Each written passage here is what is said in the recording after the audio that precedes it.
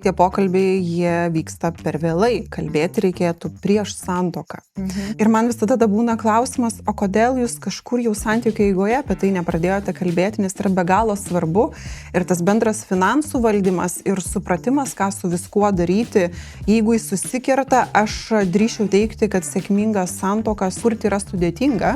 Mano vyras turi daug pinigų, mūsų šeimai jų netrūksta. Mes esame sėkmingai gyvenantis žmonės, bet kadangi aš nedirbu ten paskutinius keletą metų, jis keršija man dėl tam tikrų namuose esančių įvykių iš finansinės pusės. Tas mažas žmogutis, tai jisai tampa įkaitu tarp tėvo ir mamos norų, dažnai asmeninių sąskaitų suvedinėjimo už visas meilužės, už nenupirktus kažkokius pirkinius, prastą namą, kuris buvo apie nieką ir netaip įrengtas.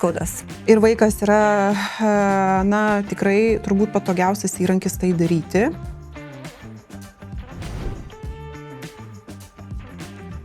Labadiena, Rasa. Sveiki. Pirmiausia, tai dėkoju, kad atvykot su manim pakalbėti apie pinigus. Jūs esate skyrybų teisininkė ir turbūt, bent man atrodo, kad iš kitų teisininkų išsiskiriate tuo, kad daug kalbate viešai ir socialiniai erdvėjai ir man atrodo, tai turi stiprią edukacinę reikšmę. Mūsų tinklalaidės esmė ir idėja taip pat yra edukacija, tai yra finansinė edukacija, o skyrybų ir finansų temos, man atrodo, yra labai susijusios. Tai ko mes siekiam, kad pokalbis apie pinigus būtų lengvesnis, aiškesnis ir kad klausytojams būtų ne tik įdomu, bet dar ir kažkokių naudingų patarimų galėtų gauti.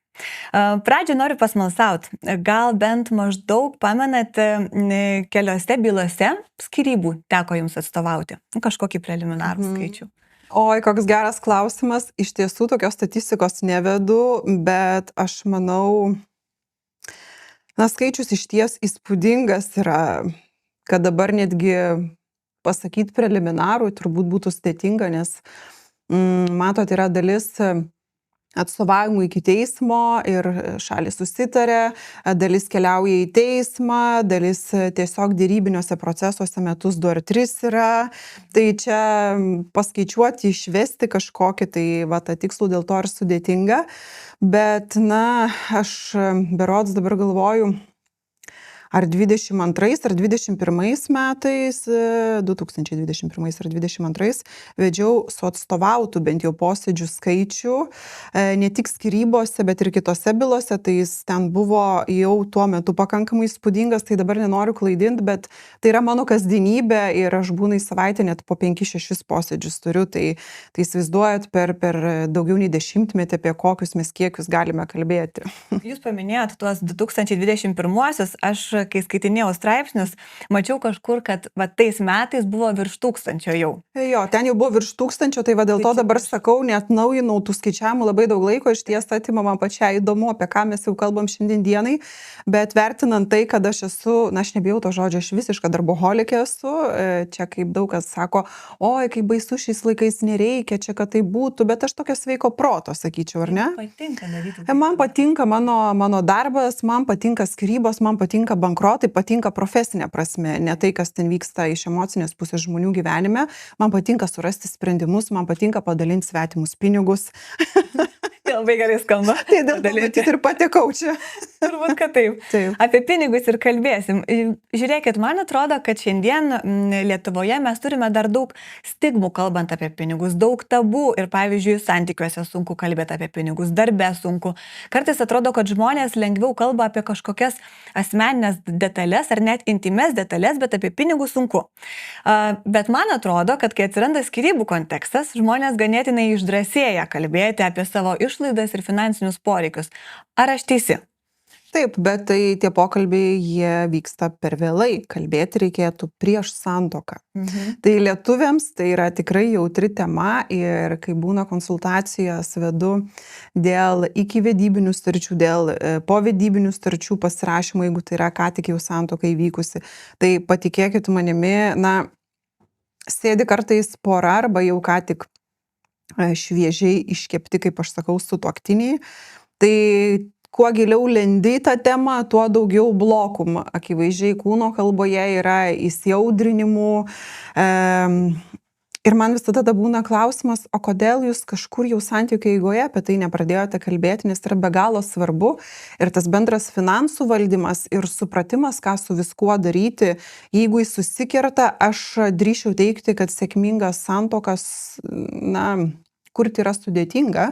Tai yra turbūt laiko klausimas, kiek šeima kaip tokia išgyvens kartu, nes kažkur susikirtus svarbiems momentams, kur dėti pinigus, arba jeigu kažkas juos leidžia, eikvoja absoliučiai netikslingai kito nuomonę, mes turėsim labai didelius konfliktus, kurie veda į skyrybas. Tai ir mūsų tinklalaidė iš tiesų turi tokią esmę skatinti tą pokalbį apie pinigus įvairiose erdvėse. O žiūrėkit, kadangi su jumis vis tiek kalbėsime nemažai apie skyrybas, aš noriu nuo pat pradžių, jeigu pora, vienas iš poros žmonių jau mato, kad neišvengiamai artėja skyrybos, ką jis turėtų padaryti arba ką pagalvoti, kokie yra tie pirmieji žingsniai, kurie susiję su finansais?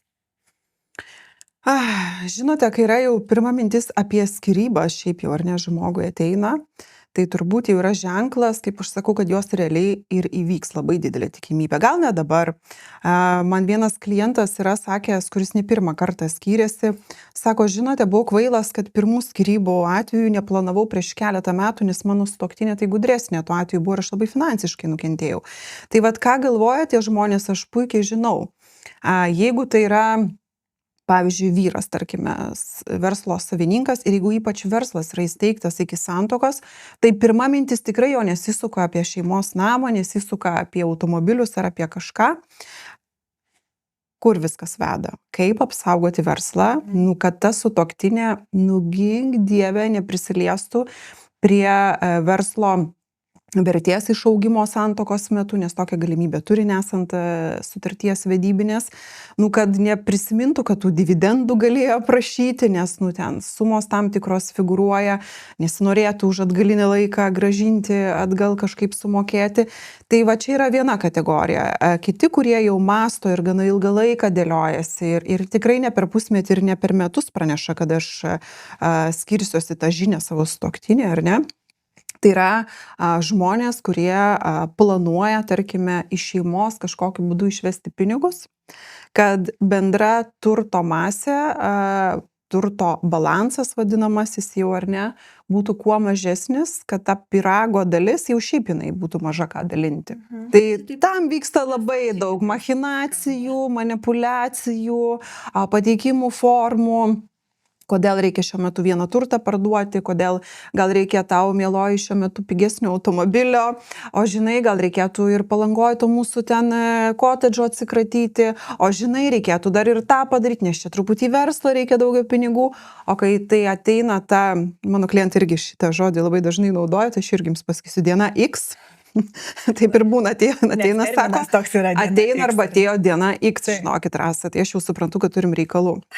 Jo, tai šiuo atveju pasimodeliavus tam tikrus dalykus, jie išlošia labai daug ir mes kalbam dažnai apie 100 000, apie milijonus ir taip toliau, bet dėja ir ta, kaip sakant, kita medalio pusė, jinai yra apie tai, kad tas, kuris mažiau galvoja, tas, kuris mažiau ruošiasi, nuoširdžiai tikėjo tai santykiais arba galvoja, kad jie pasitaisys dar ir nieko tokio nei galvojo, arba net neturėjo žinių, kaip tą daryti ir nei konsultavosi, nei iš vis tas galvoje buvo, tai tada šita pusė labai stipriai nudega. Ir kartais teisme būna taip, kad dėja su visu tuo nelabai ką jau ir padarysi, nes viskas per teisingai iš teisinės pusės yra sudėliota.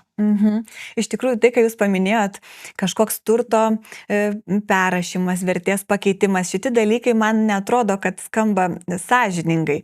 O aš pagalvojau, kokius tuos prieš savo sąžinę teisingus veiksmus galėtų imtis. Galbūt kreiptis apie sąžiningus, nes norit klausti veiksmus.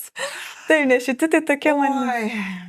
Nežinau, ar iš vis pasirengime, sakykime, ar ne skyrybų procesui Yra tokių daug veiksmų, apie kuriuos galima pagalvoti, bet vienas yra, pavyzdžiui, apie kurį galima labai sąžiningai pagalvoti bet kurioje santykių stadijoje arba dar iki jų skatinčiau, ką dažnai sakau Instagrame, savo vis primindama, ypač moterims, nes tai liečia daugiausiai jas. Tai geriausias saugiklis bus ir geriausias jūsų finansinis stuburas ir visoks koks, jeigu jūs orientuositės į tai, kad jūs neturite būti priklausoma nuo savo sutuoktinio. Tai nėra jūsų tėvas, aš gal labai negražiai čia dabar kalbu, bet noriu, kad pasiektų kažkieno labai tokios pasąmonės gilius lygmenis. Tai nėra asmo, kuris privalo jūs dabar iki gyvenimo galo išlaikyti. Gyvenime vyksta daug netikėtų dalykų. Gali įvykti avarija, gali atsitikti taip, kad susirgs sutuoktinis sunkia liga. Gali atsitikti taip, kad jis susiras meilužę 2, 3 ir 4 ir jūs tapsite paskutinioje eilėje. Gal atsitiks taip, kad jis iš vis pakeis požiūrį į jūs, į šeimą, į jūsų išlaikymą. Na, žinote, atsitinka daug įdomių dalykų gyvenime, kurių iš vis negalime nei numatyti, nei prognozuoti. Ir tai, kad šiuo metu tas sutuoktinis, nuostabus atrodo. Perveda 10 000 per mėnesį, sako, mieloji, gyvenk šeimai, pirk viską, vaikams viską, ar tau užtenka, dar duosiu. Tai taip amžinai gali nesitęsti ir dėja, aš pasakysiu, nesitęsia dažnai. Tai šiuo atveju moters kiekvienos koncentracija turėtų būti tai, kad turi turėti savo pinigus, savo finansus, juos uždirbti ir labiausiai investuoti ne į savo išorinius dalykus, kurie irgi be galo svarbus, nesiginčiju visiškai, bet į žinias, į savo išsilavinimą, į profesijos turėjimą, į galų gale, jeigu ta moteris nori turėti verslą ar jį turi, į tai, kad tas verslas būtų iš principo apsaugotas skyrybų atveju. Jeigu jinai ten viena energija visą savo įdeda ir visą savo širdį įdeda į tą vadinamojo kūdikio tokį auginimą, nes verslas irgi yra tam tikra prasme kažkurioje stadijoje kūdikis. Tai, na, suvokti sąmoningai, kad gali atsitikti visaip ir gali tekti, na, dalintis viską per pusę. Tai šiuo atveju viskas yra, kaip aš sakau, labai faina, kad šeima yra. Duok Dieve, kad gyventų ilgai laimingai ir iki pabaigos gyvenimo, bet pažiūrėkime į statistiką, jinai yra išties liūdna ir Lietuvoje, šiaip ir Europos Sąjungoje skyrybų. Tai šiuo atveju, na, būtų kvailoka šiandienai tikėti, kad viskas tęsis amžinai. Yra, kur ir tęsis amžinai, aš nesakau. Man labai jūsų patiko mintis apie moterų finansinę nepriklausomybę ir svarbą to. Aš iš tikrųjų esu ne kartą ir su savo draugiam kalbėjus ir turiu gal ne visiems patinkančią nuomonę, bet manau, kad moteris net vaikų turi nuspręsti turėti tiek, kiek jis sugebėtų pati išlaikyti. Ir dėja, kaip jūs ir sakot, gyvenimas rodo, kad visaip nutinka. Taip tikrai nutinka ir šiuo atveju labai gera mintis turėti tiek vaikų, kiek pajėgsi tam tikrose gyvenimo nesklandumuose ir duobėse juos išlaikyti. Nes vėlgi yra begalė vyrų, patikėkite manimi, kurie nors ir turi pinigų ir gali duoti daug jų savo vaikams. Skyrybose sako, kažkaip, nelabai žinok, aš dabar galiu skirti, arba duok Dieve gerų norų minimalų orientacinį dydį skiria, ar ne, kuris nesiekia net 400 eurų, pradėkime nuo to. Ir jeigu šiuo atveju šeima, pavyzdžiui, gyveno, na, tokį gyvenimo būdą, kur yra privačios gydymo, ten ugdymo įstaigos, gydymo įstaigos ir taip toliau, tai, na, pabandykit prasisukti su tais 400 eurų. O sako, žinai, mieloji, baigės mūsų bendras gyvenimas, dabar tau reikės gyventi pačiai. Tai uždaryk namų duris, kurios dažnai dar būna ir asmeninio turto pavidalu ir kažkaip išgyvenk. Visos moteris išgyvena, Dieve, 400 tau dar iš to liks ir atsidėsi. Visos sugeba, dabar pirmyn ir tu taip gyvensi.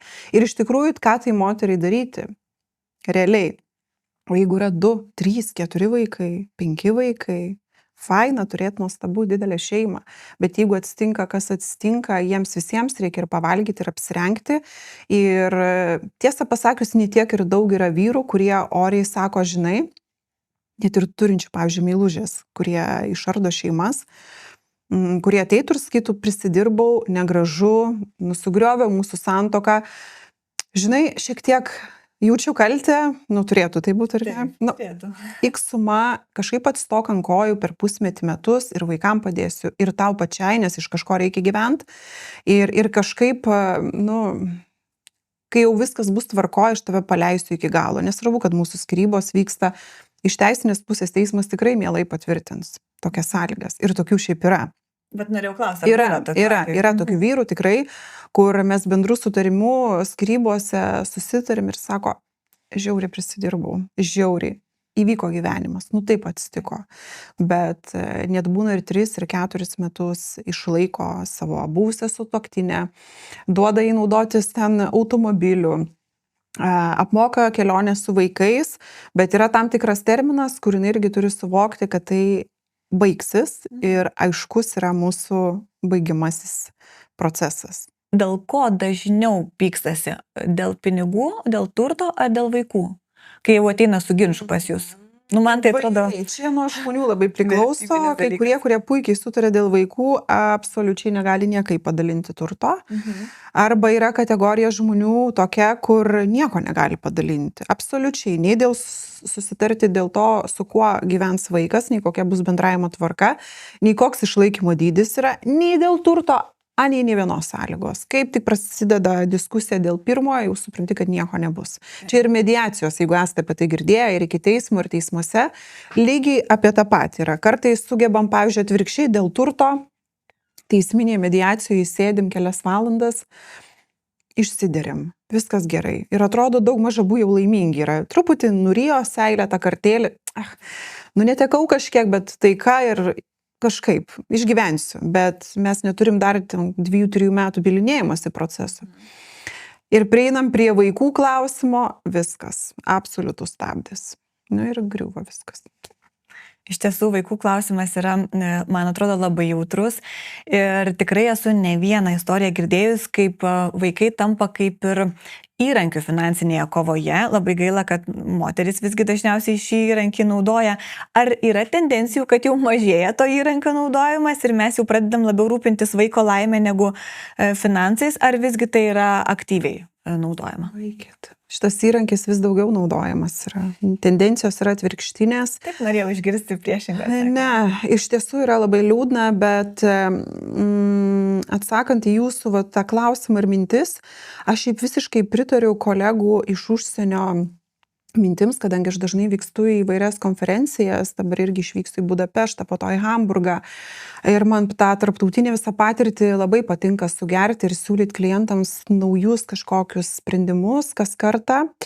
Tai žinote, dažnai ten kolegos sako, mes nesuprantame tam tikrų valstybių ES, kurios skyrybų procese neskiria advokato vaikui. Taip. Nes šiuo atveju ne kad tėvas surastų, ne kad mama jam surastų, nes tas mažas žmogutis, tai jisai toks tampa įkaitu tarp tėvo ir mamos norų, dažnai asmeninių sąskaitų suvedinėjimo už visas meilužės, už nenupirktus kažkokius pirkinius, prastą namą, kuris buvo apie nieką ir netaip įrengtas. Ir vaikas yra, tikrai turbūt patogiausias įrankis tai daryti, kad ir kaip liūdnai čia nuskambėtų. Tai aš irgi visiškai būčiau už tai, kad skyrybų procesas prasidėjo, pasiekė teismą, vadinasi, valstybė šiuo atveju turi skirti advokatą vaikui, kuris būtų specializuotas šitose bylose ir jis turi labai aiškiai byloje jį atstovauti, atliepiant jo geriausius interesus.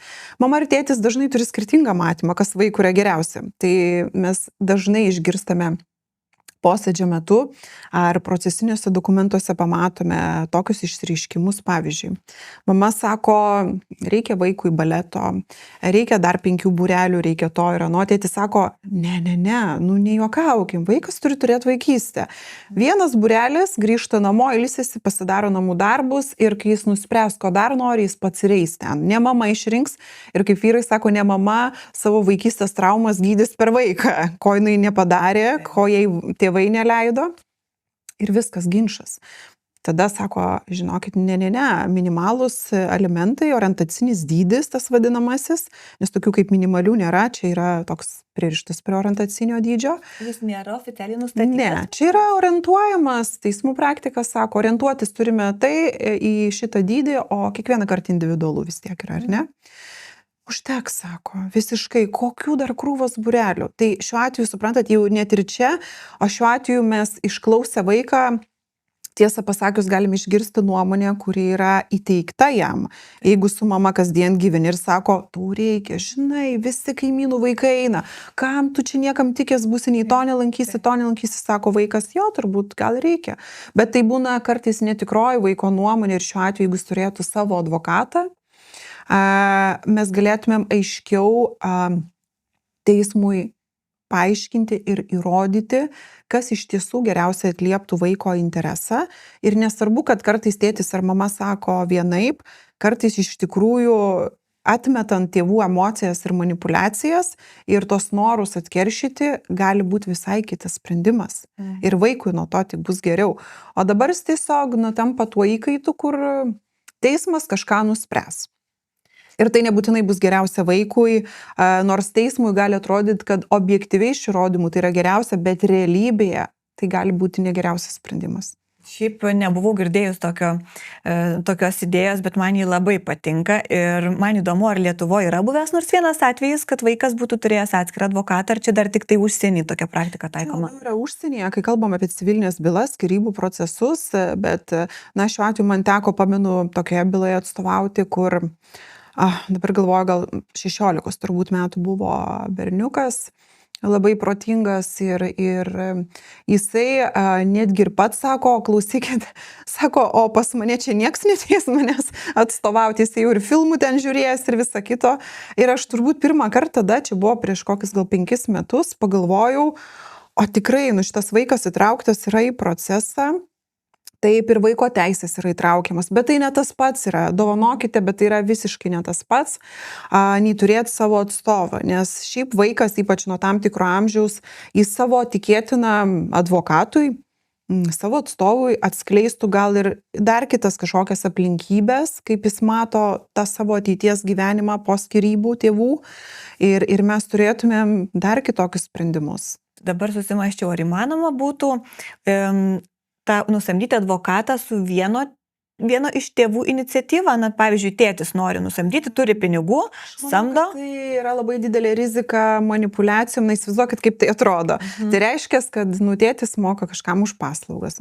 Tiesiog turbūt ir gal pasiskambint, čia su objektyvumu gali labai greit susikirsti ir kitos šalis ir lygiai teismas, kai palaukite, čia jų abejonių kyla. Tai ką aš ir bandau tą mintį ištransliuoti, kad vaikas turėtų valstybės skiriamą, tiesiog pagal sąrašą, gali būti tuo metu laisviausias ir taip toliau, čia mechanizmas turbūt nesudėtingas yra, bet kad nekiltų niekam abejonių, kad mama ar tėtis surado. Ir tada mes turim dar vieną šalį, tiesiog atstovaujamą procese, turinčią savo nuomonę.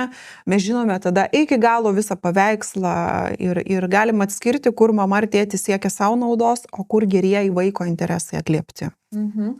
O kalbant dar apie tą vaikų klausimo panaudojimą, man atrodo vyrauja nuomonė, kad jeigu šeimoje yra vaikų ir vyrai taip dažnai galvoja, tai moteris turi didesnį svorį laimėti finansiniai kovoj.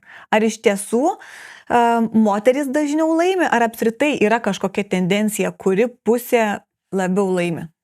Ne, tokios tendencijos ir negali būti, nes matot vis tiek dėti į vieną kategoriją ir vieną lentynėlę visas skyrybų situacijas tikrai negalima.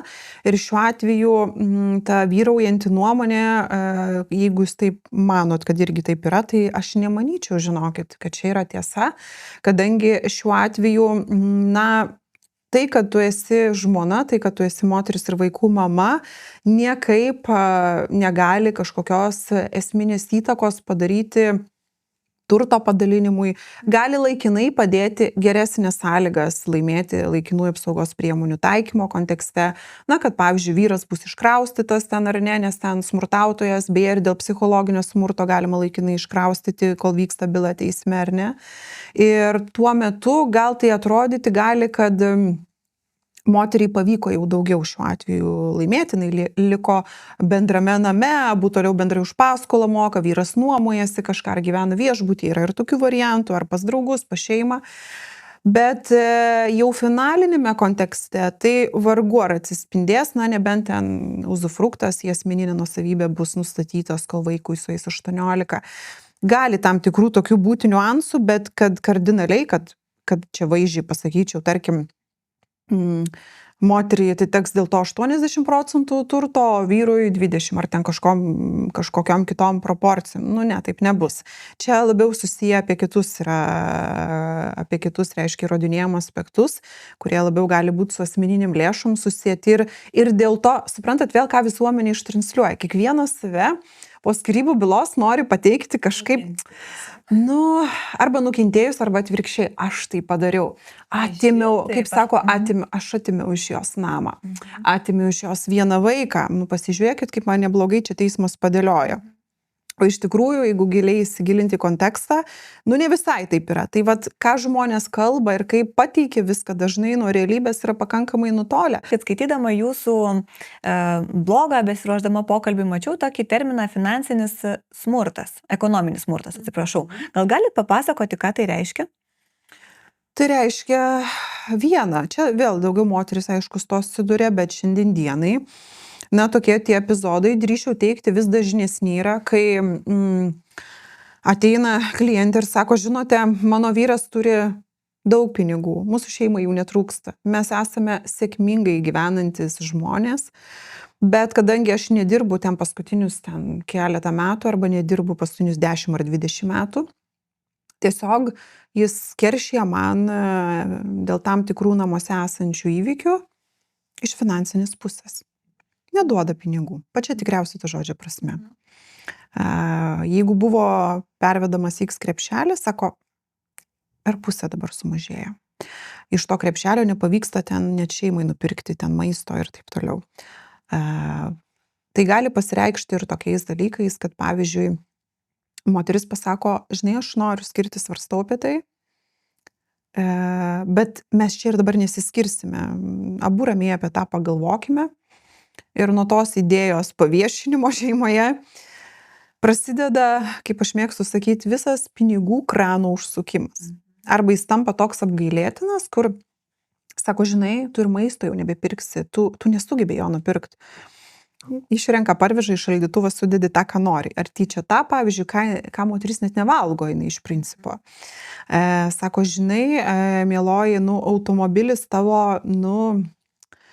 aš manau, šiuo atveju turėtų būti keičiamas į kitą, nes, žinai, sako, visos moteris kažkaip su paprastesniais važinėja, aš persistengiau šiuo atveju.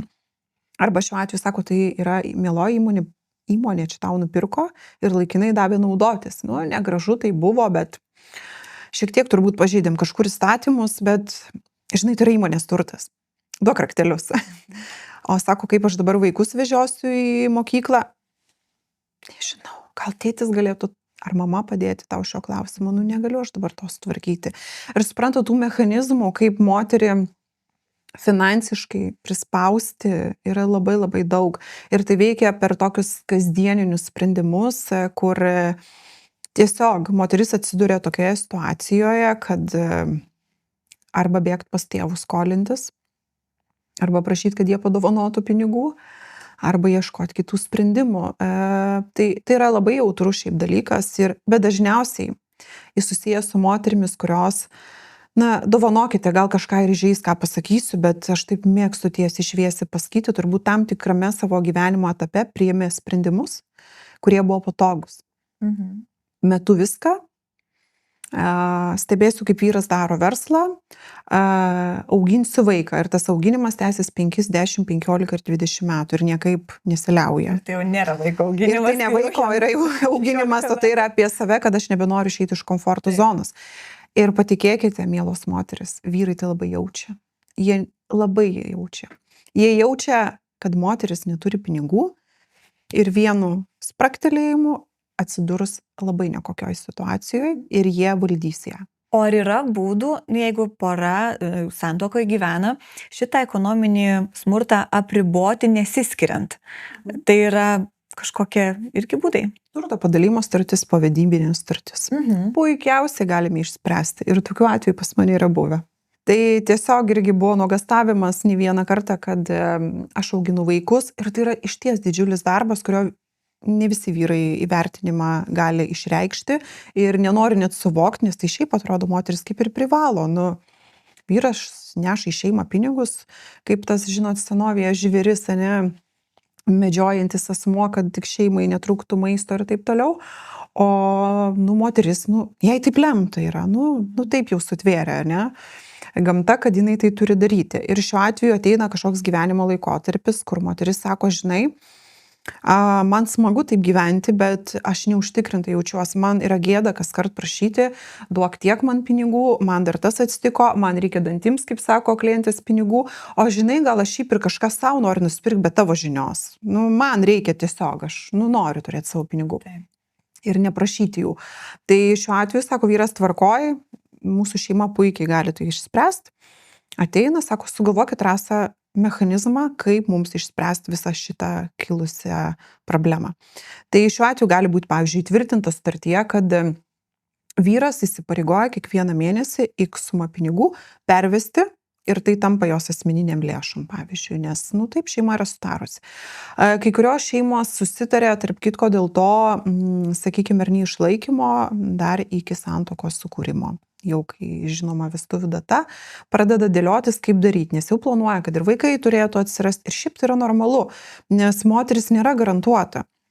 Įgimdo vaikus, juos augina, vyras tuo metu daro karjerą, daro verslą, viskas labai gerai. Bet kai vaikai šiek tiek užauga, jeigu moteris nepriima kardinalių sprendimų greitai, grįžti į darbo rinką, grįžti į savo verslą ir taip toliau, tai čia visaip su tais vyrai, žinokit, gali būti. Visaip. Ir tą reikia labai sąmoningai suprasti. Nes šiaip po vaikų gimimo man dažnai klientė sako, kad tapo jau sunku susikalbėti ir vyras pasikeitė. Tai ką jau kalbėti apie finansus, tai jie gali ir nuo nuotaikų priklausyti lygiai taip pat. Gaila, kad nuotaikos gali lemti, bet jūs paminėjote sutartis. O man dar įdomu ir priešvedybinės sutartys. Mes su kolegomis organizavome vieną iš mūsų sumanaus investavimo formų, tokių renginių, ir ten buvome pakvietę advokatę, kuri pasakojo apie priešvedybinės sutartis. Atrodo, kad jos gali padėti ne tik tai finansiškai lengviau pasidalinti, bet gal ir tą emocinį foną šiek tiek palengvinti, nes skyrybų metu tie barniai dėl finansų labai kyla, ar ne? Ir kaip jūs matot praktikoje, kaip žmonės reaguoja į tas priešvedybinės sutartys, kokias nuotaikas kelia ir ar jų daugėja ar ne, kokia ta situacija? Šiuo atveju yra labai įvairių žmonių ir jų reakcijų. Tai aišku, jeigu žmogui pateiksi vedybinę sutartį pasirašyti likus savaitę iki santuokos, nėra normalu. Aš tai iškart turbūt keliaučiau link sprendimo, gal ties to ir baigim. Jeigu tos vestuvės kaip nors bus kitų balių. Čia yra nenormalu, sutikite. Likus savaitės, kaip žinai, sutartis ant stalo, aš išlėkiu darbo, tu pasiskaityk, nes mes jau po 2 dienų pas notarą turim vizitą, mieloji. Tai manipuliacija yra.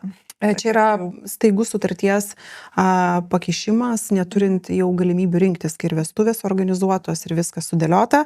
Tai yra daugybė moterų, kur pasirašo, kad tik tos vestuvės įvyktų.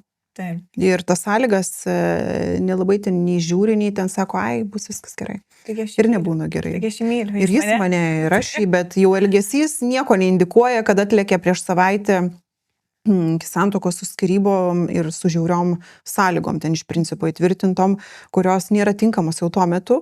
Tai čia yra viena. Jeigu normaliai dvi pusės ir moteris, ir vyras sako, žinai, reikėtų pakalbėti apie tai, norėčiau pasirašyti tokią sutartį, tiesiog aš turiu ten tas pačias įmonės arba kažkokį turtą ateityje, gal norėsiu įgyti labiau savo vardu, man taip atrodo teisinga gyvenime.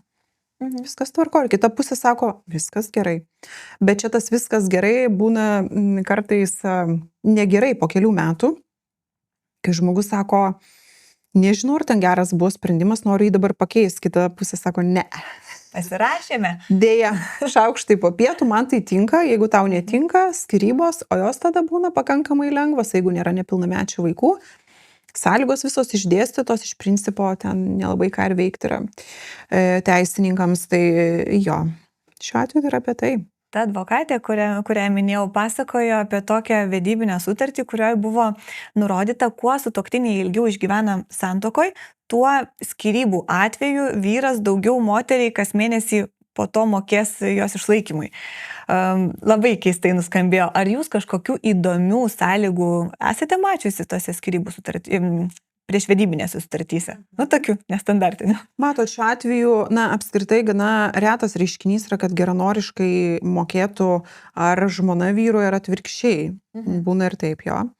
Tai šiuo atveju sąlygos dažniausiai susijusios su kažkokiu laikinu mokėjimu, būna prieš tai jau mano apkalbėtų minėtų, bet jeigu kalbant jau ne apie sutartis, tai būna bylose pačiose kyla šiandien dienai, skaičiau, ne tiek ir mažai ginčų. Galbūt turėtų sutuoktinis ar sutuoktinė vienas kitą išlaikyti ir labai ilgą laikotarpį, nes įvyksta iš tiesų gyvenimas. Liga, pavyzdžiui, onkologinė, dėl kurios negali žmona dirbti ir jinai yra santuokoje atsiradus ta liga. Ir faktas, kad teismas jau priteis tam tikrą išlaikymą yra tikimybė, klausimas kokį. Tada būna susiję klausimai su neįgalumais atsiradusiais santuokoje. Taip pat būna susiję su manipuliacijomis, kad aš negaliu dirbti. Teismas klausia, kodėl jūs negalite dirbti, gal galite paaiškinti, bet tačiau, nes ten įvairių žmonės prigalvoja ten dalykų, fantazijos čia netrūksta, arba sako, turėjau prieš kurį laiko operaciją, bet sako, jums liekamieji reiškiniai liko. Ką žinau, ne, sako, tai kodėl jūs negali dirbti? Nes operaciją turėjau.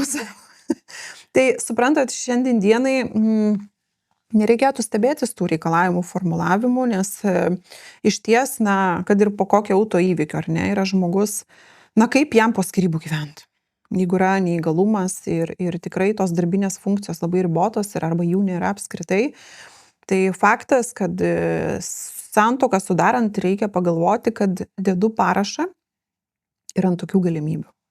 Ir jeigu taip įvyks ir aš sugalvosiu skirtis ir kažkaip tai atsitiks taip, kad ta pareiga mokėti gali būti užtikrinta ilgam arba iki gyvenimo galo. Čia labai priverčia susimastyti apie santuokos prasmę, kaip dabar kartais žmonės nemato, koks skirtumas, susituokia ar nesusituokia. Tai iš tikrųjų labai dabar toks aiškus skirtumas, aš prisiimu atsakomybę už savo mylimą žmogų ir galbūt net visą gyvenimą, nepaisant to, ar mes būsim kartu ar nebūsim, ar ne? Tikrai taip, tik vėl sakyčiau, ne tik Lietuvoje, šiaip turbūt visame pasaulyje yra susvyravusios vertybės ir apskritai suvokimas, kas iš tiesų tas vertybių toks sąrašas jau yra esminis. Apart 10 Dievo įsakymų, kuriuos turbūt užtektų aiškinti arba siaurai, arba plečiamai, jau tai būtų bazė labai gera. Žmonės, šiaip sakau, labai ir tas skyrybą žiūri dabar gana paprastai kai kurie. Kas čia tokio? 3, 4, 5. Bus, čia ypač vyrai. Bus, sako, tų moterų. Nes kartais būna, aš tikrai klausiu, pavyzdžiui, kliento, o jūs nenori dar bandyti išgelbėti tos santuokos? Sako, o ką moterų Lietuvoje mažai?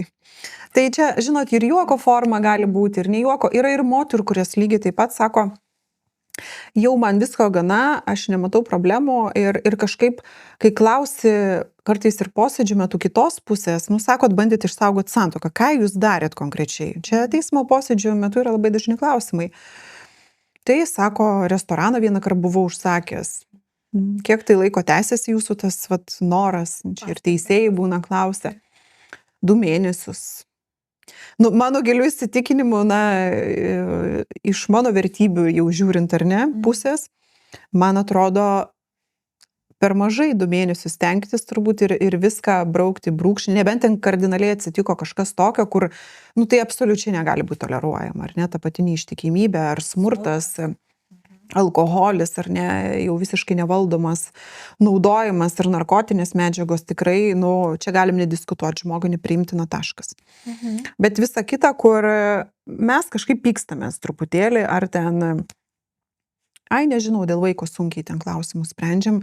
Keli mėnesiai bėgte, negražus žodis, bėgte, netinkamas. Tai jo ir sako, žinot, kaip ir keliaujam į teismą, nieko tokio. Man labai tikslę mintį, atrodo, pasakė pirmoji mūsų laidoje buvo Arnas Markevičius, santykių edukatorius. Jis sako, kai pora ateina ir pasako, kad mes nesutarėm dėl vaikų ir norim skirtis, tai jis sako, o ką jūs išspręsit, nes vaikai tai niekur nedings ir jums išsiskyrus ir tie klausimai dar sunkiau tada spręsis. Tai čia turbūt irgi tiem, kas galvoja skirtis dėl to, kad nesutarė dėl vaikų, pagalvokit, ar čia tikrai argumentas. Iš tiesų, dėl vaikų netaps nei vienų klausimų niekas lengviau, nes tai bus vaikų du skirtingi namai.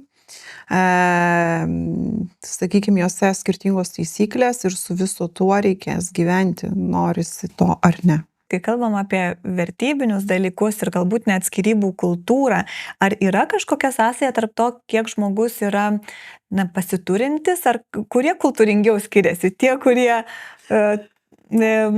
labai rūpinasi dėl pinigų, kuriems skaičiuoja, ar tie, kurie laisvai gyvena? Labai įdomus ir geras jūsų klausimas. Niekada apie tai nesusimašiau, va taip nuo iki. Bet aš galvoju, kad kuo mažiau žmogus turi pinigų ir turto, tuo jam sudėtingiau yra išsiskirti. Nes aš atstovauju ir žmonės, kurie turi labai daug ką dalinti ir kurie turi vieną butą su paskola. Čia toks standartinis turbūt ar ne atvejis. Vaiką ar vaikus ir tam tikras santaupas, sakykime, ir automobilių porą. Tai čia sudėtinga yra, turbūt paaiškinama labai lengvai, kodėl tie sprendimai negimsta čia ir dabar. Ir kartais dėl jų verda ilga kova, nes kažkam reikia kraustytis iš namų. Kur kraustytis? Yra banko paskola. Kas ją perims? Vieno atlyginimas neišneša, kitas tiesiog nenori. Ten kito dar kažkokios visai kitos fantazijos yra, ką daryti su to gyvenimu. Ir mes pastringam natūraliai. Tiesiog taip yra. Arba ten reikia išsiaiškinti, kaip santaupas padalinti. Sako, vienas aš sąskaitoje turiu ten 5 000, kitas aš 100 eurų. Aš sako, noriu tų 2,5. Sako, neduosiu, čia yra mano. Suprantat, ir čia yra labai sudėtinga, nes tiesiog natūraliai žmonėms reikia tų pinigų, reikia startuoti su naujų gyvenimu. Ir šiuo atveju, riboja pačios sukurtos sąlygos. Normalu. Jeigu mes kalbame jau, sakykime, apie žmonės, kurie turi ten vidutiniškai, čia pagal mano gradaciją. Čia sudėtingai reikėtų jau man plačiau aiškinti, ką aš tai laikau vidutiniškai, bet ten yra daugiau turto dalinamo, reikia įmonės dalinti, įmonių akcijas, vertės skaičiuoti ir taip toliau. Čia jau, sakykime, galime diskutuoti dėl daugiau galimybių, dėl daugiau sąlygų. Bet vėl, ta lengvesnė diskusija yra tada, kai abu kūrė iš finansinės pusės. Aš tą labai jaučiu. Tai reiškia, abu kūrė verslą, abu kažkur investavo, kažkokie buvo susitarimai aiškesni ir iš principo žmonės nori sąžiningai pabaigti santuoką savo, ją nutraukti. Taip. Jeigu mes kalbame apie žmonės, kurie tikrai patenka turbūt ar 1 ar 2% Lietuvos žmonių, ten vyksta viskas daug lengviau. Patikėkit manim, tikrai. Mes tik turim pasidėlioti, kaip čia būtų kam geriau, nes tiesiog gal vizija skiriasi, kaip tai turėtų išsidėlioti viskas. Ar ten kaip pavyzdys vienam reikia labiau 3 namų Vilniuje, o kitas į Palangą gal nori kraustytis. Ir yra tiesiog ateities klausimas. Ar ten vienas gal nori pasišalinti visiškai iš verslų ir palikti, ir tada klausimas, kiek ta kompensacija turi būti sumokama. Ir tada mes tiesiog pasidėlioti turime ir užtrunkam kartais pusmetį, metus ir daugiau, kad išgrynintumėm, nes, iš principo tie žmonės yra kažkaip racionaliai linkę išsigryninti. Ir man tai labai patinka. Man patinka viskas, kas yra racionalu. Man patinka, kai žmonės geba išjungti emocijas, kai geba kažkur pripažinti, kad suklydo, kažkur kažką kompensuoti, kur nesąžiningai padarė, sako, jo, truputėlį ten nepasitaręs padariau. Labai atsiprašau, slapta ten Dubajų nupirkau keletą butų. Atsiprašau, kažkaip taip gavosi. Dabar dabar taip jau yra, ar galiu tau kažkaip tai kompensuoti, ar galiu kažkaip tai galbūt vienokią ar kitokią sumą, gal aš galiu tau nupirkti porą kotedžų Palangoje, gal tu apsiraminsi ir nebeliks šitų nuoskaudų. Tai va taip vyksta viskas ir dėl vaikų yra lengva susitarti. Ir kažkokie tie sprendimai yra, sakyčiau, tokie grįsti iš tikrųjų tada geriausiais vaiko interesais, kur ir tėtis tada pilnai dalyvauja vaiko gyvenime, ir mama yra, kaip sakyta, atvira ir nebijanti paskambinti tėčiui, žinai, turim bėdą su vaiku, bėga iš pamokų, mes turim ją spręsti. Ir jie sprendžia, o ne tai, kad po skyrybų dabar aš bijau net žinutę parašyti, kad turim bėdų su vaiku, jis ten nežinau, pradėjo kažką tokio daryti, kur aš nesugebu rasti sprendimo. Tai va čia, kai šalis dvi susitarė, čia noriu, kad visi tai išgirstų, tarpusavyje randa sprendimą, nesvarbu, tai gali būti per advokatų kontoras, tiek to, bet kai jos iškomunikuoja, dėl ko yra baimės, dėl ko yra nepasitikėjimas, dėl ko yra kažkokie siūlomi sprendimai, mes tada ir dėrybose matome, kad kažkaip tie du tokie drakonai, kurie atėjo vienas kitą pasiruošę paleist kardą praktiškai ir ten žiūrėk, koks daiktas nepradėtų skristi, kažkaip valanda, 2-3 pradeda nusėsti emocijos ir sako, žinai, aš tiesiog norėjau pasakyti, kad aš bijau to ir aš bijau, kad tu, pavyzdžiui, liksi su vaikais vienas namie ir miegosi, kaip tu dažnai tai darai ir jie veiks savo, ką nori ir tai yra nesaugu. Sako, ačiū, kad tai pasakė, aš dabar suvokiau iki galo, kas čia vyksta, nes kodėl tu ten dėl to namo, tos kompensacijos tiek ten pyksti ant manęs.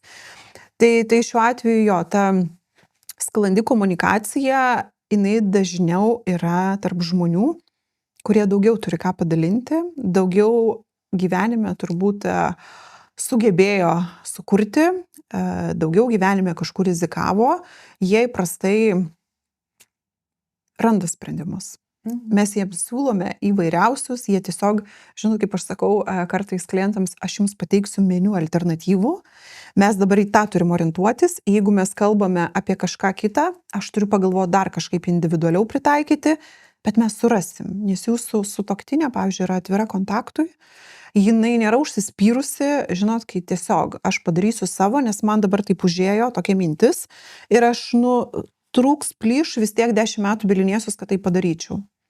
Aš visada klientams sakau, 5 ar 10 metų yra labai daug, jūs taip sutrumpinsit savo gyvenimą, jums dabar atrodo linksma, mes bilinėsimės, jūs kartais ateisit į teismą, kartais nenorėsit eiti, aš irgi tą mielai priimsiu ir jūsų atstovausiu, bet už viso to slypės didžiuliai nervai, nemigo naktis. Kas kartą, kai vyks teismo postis arba gausit paketą dokumentų teisme, nes jie plaukia nuolat, jums reikės vėl tai išgyventi. Jums reikės paskaityti apie save, ką mano ten sutuoktinis, pačius bjauriausius dalykus, pačius bjauriausius. Ateis į posėdį ir visiems girdint ir dar kartais ir liudytojams sėdint jau salėje apklaustiems giminėms, draugams, verslo partneriams, pasakos, tokius intimius dalykus, kur tikrai, nežinau, mano gilių įsitikinimų reikėtų apie juos patylėti, siekiant garbingai išeiti iš viso šito reikalo, bet žmonės įprastai tada jau, kaip pasakyti, turi apsispręsti, o tie, kurie žino, kas yra teismai, kas yra rizika prisiimama, nebūtinai bus taip, kaip svajojate su teisiniam pasekmėm teisme. Visą tai gali tekti patirti ir bus ne pagal tą scenarijų, kurio jūs tikėjotės, ir tada jau nieko pakeisti bus neįmanoma. Štai tada jūs neteisite kalbėtis. Tai ką aš girdžiu, kad turbūt kultūringiausiai skiriasi tie žmonės, kurie turi intelektą aukštesnį ir emocinę brandą aukštesnę. Tai vėlgi poroms labai skatinčiau vienam kitą palaikyti visame kelyje, kaip jūs sakėt, kad būtų abudu kūrėjai ir net jeigu tektų dalintis, tada abudu tvarkingai ir kiek įmanoma gražiai dalintųsi. Vis dėlto išimtinai dėl to, kad tai jaučiasi labai, kai mes kalbame apie pinigus skyrybose. Nes vienas tas, kuris viską kūrė iš finansinės pusės, praktiškai visada turės nuoskaudų. Nesvarbu, kad žmona buvo fantastiška, vaikus augino labai gerai, atidavė visą save ir puikiai dar sriubą tuo metu išvirė ir namus sutvarkė. Tai ne apie tai yra. Galbūt jis, duok Dieve, pasakys ačiū, bet kai prieisim prie pinigų klausimo, sakys, o ką šitoj vietoj iš finansinės pusės tu prisidėjai, mieloji? O kodėl mes dabar tokiam proporcijom? Nu, žinok, man netinka ir aš tada bilinėjos, man kardinaliai netinka. Jūs dar paminėjot prieš tai kalbėdama pirktus butus Dubajui, kur kažkas su kažkuo nepasitarė. Su tuo pačiu Arnu mes, kai kalbėjome apie tokį terminą finansinė neištikimybė, kai žmogus kažką perka nepasitaręs, investuoja nepasitaręs ir nuslėpęs. Jūsų turinį skaitydama aš radau terminą slapta šeimos buhalterija. Čia turbūt yra panašus dalykai. Gal jūs kažkokiu atveju prisimenat teismuose, kai buvo ta slapta šeimos buhalterija ir kuo tie atvejai baigėsi arba kuo jie teisme, kaip jie atsiliepia? Matote, žinau apie ką Arnas turiu omenyje, jinai kiek kitą atspalvį turi, nes slapta buhalterija tai reiškia, kad aš, nežinant sutuoktiniui, viską kaupiu, visus čekius, sąskaitas, kažkur klijuoju kažkokią knygą, dėliojus ir vieną dieną tai teismui, kai pateiksiu, maža netrodys.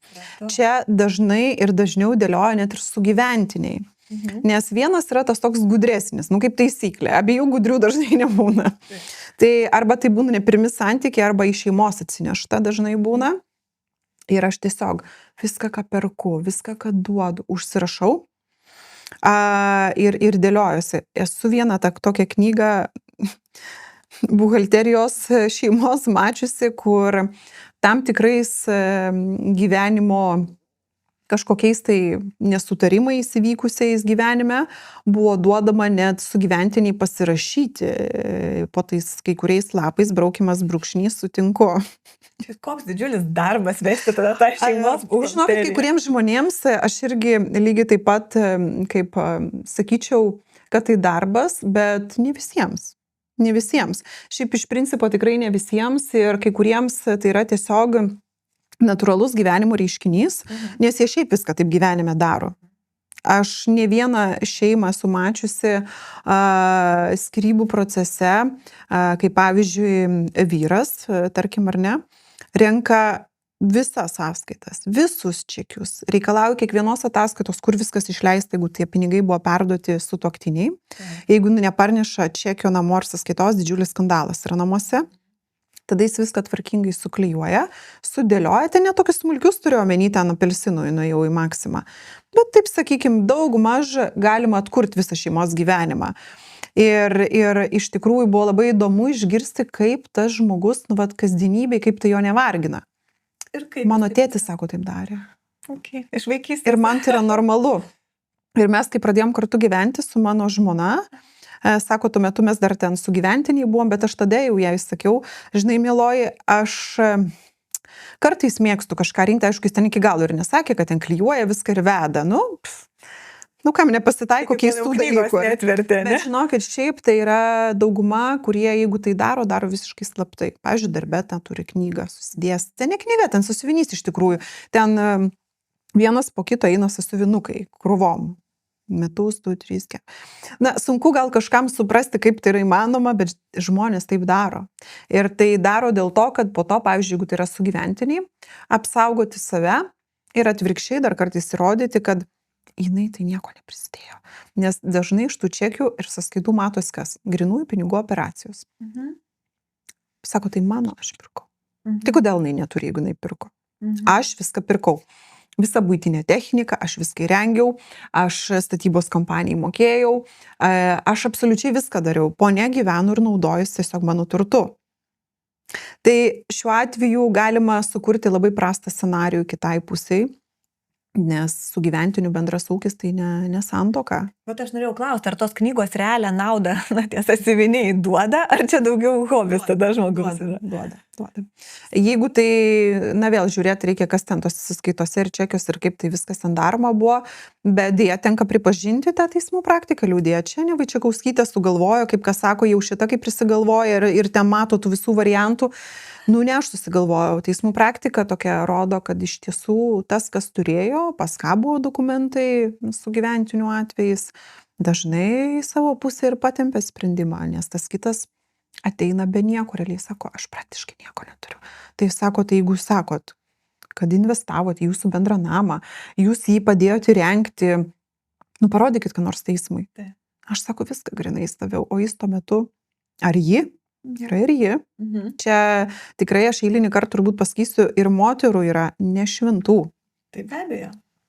Tai jos irgi tai sugeba, bet čia vėl sakau, dabar tokia visuomenė yra, kuri šiek tiek vertybinių atžvilgių serga ir tas pinigų noras, tas nežiūrėjimas į tai, ką išgyvens turbūt kitas žmogus, kai tu tai padarysi, jis yra toks įsigalėjęs. Ir jis yra pakankamai vyraujantis ir vis daugiau žmonių mąsto, kas bus, jeigu bus. Ir gyvena tomis mintimis, aš save tai tikrai apsaugusi, jau tu kaip nori žmogau, bet aš tai save tikrai viskas, tie nagai į save visi atsukti yra. Ir kažkai tai yra santykių esmė ir prasmė, bet kita vertus, o ką daryti? Tugi nežinai, gyveni su žmogumi, atrodo fantastiškas vyras, pragyvenai 20-30 metų, kaip mano klientė sako, aš nesuvokiu, kas jam nutiko. Atėjo 60-metis, viena, antra, trečia meilužė, viena galvoja, paklydo, pargrįžo, priėmiau šeimą. Tai žiūriu, antra 20 metų, kita jau dar jaunesnė, kita 25, va taip sako ir gyvena, man jau šito gana. Už kitą žmogų mes garantuoti negalime, mes kartais už save negalim garantuoti. Jūs paminėjote tos sąsiuvinius ir knygas kaip būdą tais atvejais, kai pora yra nesusituokusi. Ar yra kažkokių kitų būdų, kai pora yra nesusituokusi, skiriantis dalintis turtą, ar tokių atvejų būna? Taip, ginčių tarp sugyventinių yra labai labai daug, labai daug. Kadangi niekas neapibrėžta niekur, tai, žodžiu, gavosi, kas gavosi, dabar žiūrim, ką turim. Tai iš tiesų gal liūdniausias scenarijus yra šiuose santykiuose, jeigu žmonės kartu prisiima paskolų banke ir kreditas, pavyzdžiui, yra paimamas bendram būstui arba net ne vienam turtui. Ir tada reikia išspręsti kartu ir santykius su banku ir kartu atlaisvinti vieną žmogų nuo paskolų. Arba ieškoti sprendimų parduoti turtą ir dalintis pinigus reikia. O vienas nenori, kitas nori, dar visokie lydintys nesutarimai, tai išspręsti viską galima.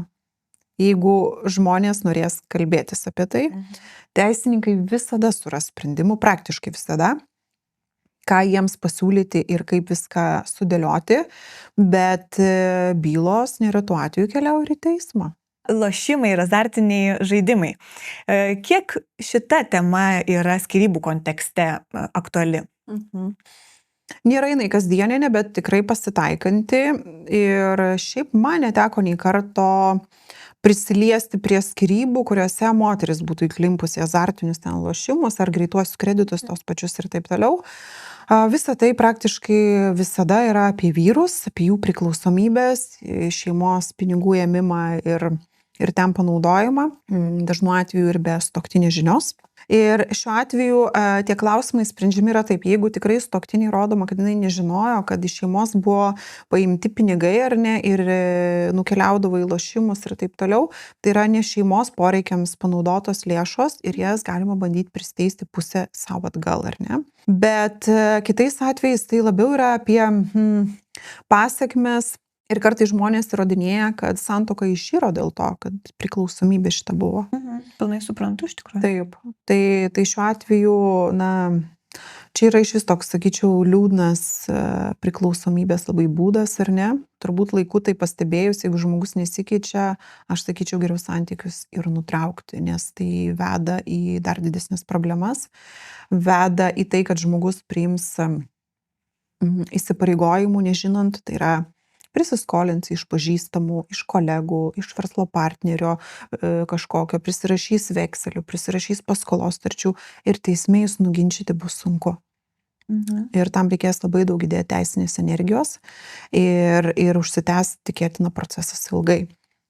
Tai jeigu žmogus nenori tai klimti, aš suprantu, kad skaudu būna priimti sprendimą galbūt gana greit, bet jeigu situacija nesikeičia, ją reikia reaguoti, nes yra žmonės, šiuo atveju moteris man yra tekę matyti, tiesiog palieka vyrą su tais lošimais ir su visų gyvenimu ir, pavyzdžiui, išvyksta į užsienį gyventi, bet nesiskiria. Ir po kažkiek laiko reikia spręsti labai liūdnas finansinės pasekmes su prisimtais įsipareigojimais ir įrodinėti teisme, kad tai ne šeimos poreikiam buvo išleista ir tai buvo lošimai ir tik lošimai, o dažnai, nebūna taip, kad, pavyzdžiui, vyras nueina, tarkim, pasiskolina iš ko nors 10 ar 20 tūkstančių ar 5 tūkstančius, nesvarbu, ir visus tiesiai į lošimus, ar ne? Ne, ten kažkur kitur dar būna šiek tiek. Tai nėra taip lengva suvesti viską į vieną krūvą ir sakyti, va visa suma tai tikrai lošimams nuėjo. Ten būna miks. Ir tie žmonės dažnai, kur lošia ir labai daug ir tai jau yra priklausomybė, aš sakyčiau, kad jie nėra kvaili ir jie nepatenka į tą kategoriją, kur nesuvokia, ką daro, tik tai yra priklausomybė, bet jie kitus niuansus kažkaip tai susižiūri. Na, čia yra iš tiesų liga ir priklausomybė ir, ką jūs sakote, aš girdžiu, kad tai yra tiksinti bomba ir labai, labai ryški raudona lemputė santykiuose. Aš manau taip. O dar pagalvojau, vat, na, lošimai tai gali būti tas turtas švaistamas, kur galbūt viena pusė net nežino. O ar yra dar tokio turto, apie kurį žmonės nepagalvoja dalydamiesi, na, nežinau, kriptovaliutos, paveldėjimai, galbūt dar kažkoks yra turtas, kas neteina į galvą, kai galvojame apie turto dalybas? Taip, tai kalbant apie paveldėjimus, dažnai jų ir nereikia dalinti. Principas yra toks, kad tai yra asmeninė nuosavybė, šiaip jau ar taip, bet ginčas kyla tada, kai yra kita pusė sutuoktinis ar sutuoktinė investavusi. Ten, pavyzdžiui, paveldėtas namas, bet jis buvo rekonstruotas arba įrengtas visas. Na, viskas, mes turim ginčą, ar ne? Nesvarbu, kad tai asmeninė nuosavybė. Toliau kalbant apie įvairius investavimus į tam tikras platformas, čia yra Lietuvoje tokia niša, sakyčiau, apie kurią iš vis mažai kas kalba. Aš porą metų jau kalbėjau finansinės laisvės forume, kalbėjau keliose, man atrodo, podcastuose, ten kokiuose 2, tai tikrai prie to prisilietėm, bet šiaip dažniausiai kita pusė nelabai ir žino apie tos investavimus. Ir tai galima nuslėpti, ar ne? Na, žiūrėkit, jeigu, pavyzdžiui, Lietuvoje banko sąskaitas turi žmogus, tai aišku, kad ten galima daryti, ką norit, ir netgi būna, kad tik išsiskyrus po kurio laiko išaiškėja, kad buvo kažkokios dar sąskaitos užsienio bankuose. Šaukštai po pietų. Ne, galima atnaujinti bylos nagrinėjimą paaiškėjus tokiam dalykam, bet ką aš noriu pasakyti, jeigu iš Lietuvoje banko sąskaitos ar neišėjo, ar ten kažkokią platformą, na, tai matos, banko sąskaitų išrašus teisme mes galim išsireikalauti. Jeigu jau kalbam apie žmonės, kurie tam ruošiasi ir viskas liepia, patikėkit manimi, ne taip paprasta. Tokių galimybių užklausti, pavyzdžiui, visus ES bankus mes neturime. Jeigu žinoma tiksliai, kad, pavyzdžiui, nežinau, mano sutuoktinis turi sąskaitas Belgijoje arba ten Šveicarijoje ar kažkur, na, aš galiu bent jau bandyti taikyti didžiuosius bankus, teismo prašyti išduoti liudijimą ir ten užsiklausti ir žiūrėti, kas ten vyko. Bet jeigu to nėra, apie kokius ten investavimus, kas ten gali žinoti. Tai jie taip ir guli. Ir šiaip kažkada, čia prieš kurį laiką su vienu klientu kalbėjome, sako, žinote, sako, turime tokią situaciją, mano geras draugas, sako, tiesiog gyveno, investavo visur, žmona to nežinojo. Ir sako, tiesiog, netikėtai taip atsitiko, kad jisai žuvo. Ir sako, aš tai prisiminiau, kad kažką jis man apie tai kalbėjęs. Buvo ten nieko aiškaus, bet užsiminęs, žmona apie tai visiškai nežinojo, vaikai nieko nežinojo. Ir sako, aš bandau per savo atmintį, kratyti. Apie ką jis ten kalbėjo tiksliai, nes priimti paveldėjimą reikia, ten irgi yra sudėti pinigai, bet tiesiog nežinoma net kur to ieškoti. Suprantu ir galvoju, aš pati investuoju ir jūsų klausydama susimąsčiau, net ir mano šeimos nariai ne viską žino, kur aš investuoju, ne dėl to, kad aš slepiu, nes... Taip, natūraliai, tiesiog. Taip. Ir kažkaip net gal tada ir norėtųsi palikti šeimai labai aiškiai, kur ir kaip informacija. Taip, labai geras sprendimas. Po to pokalbio aš kažkaip labai giliai susimąsčiau apie tai, kad turbūt tokių žmonių yra nemažai. Matyt, reikėtų priemonių tam imtis, palikti visą informaciją kažkur, kur žmogus ją rastų. Na, nenorit vyrui palikti, mamai, tėčiui palikit, ar ne? Galima šiaip ir aš net nebijoju testamentą įtraukti visą tokią informaciją. Apie testamentų žmonės dažnai jau nelabai giriasi šiais laikais, kad tokį yra palikę surašę. Vis tiek jis skelbiamas tai po mirties. Na, maža, kad, sakykime, ar ne, mes galvom, kad čia gyvensim amžinai ir viskas tvarkoj. Na, bet liūdna, jeigu tų pinigų taip niekas kaip lobio, kokio žinot ir neras. Jeigu vaiką turi, pavyzdžiui, ar ne?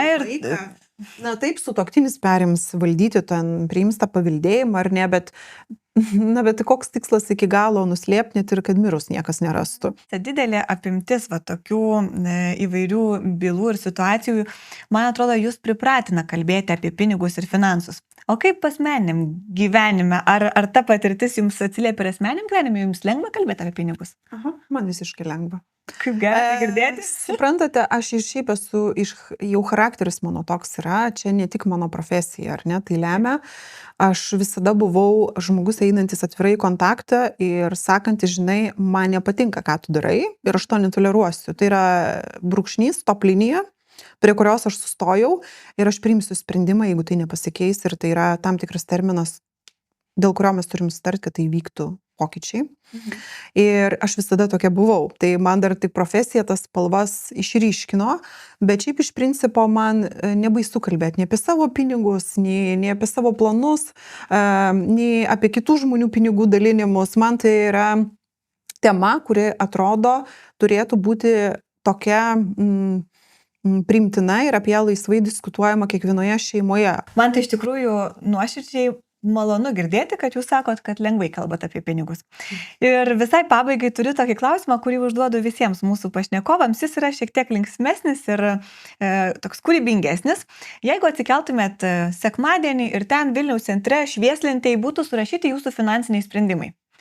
Ką jūs norėtumėt pakeisti, kitaip parodyti, gal nerodyti ko nors? Norėčiau daugiau investuoti rizikingiau. Nes aš prastai toleruoju riziką ir šiaip aš esu svarstyklės, artėja mano gimtadienis, linkėjimai visoms svarstyklėms, supras apie ką, apie ką kalbu.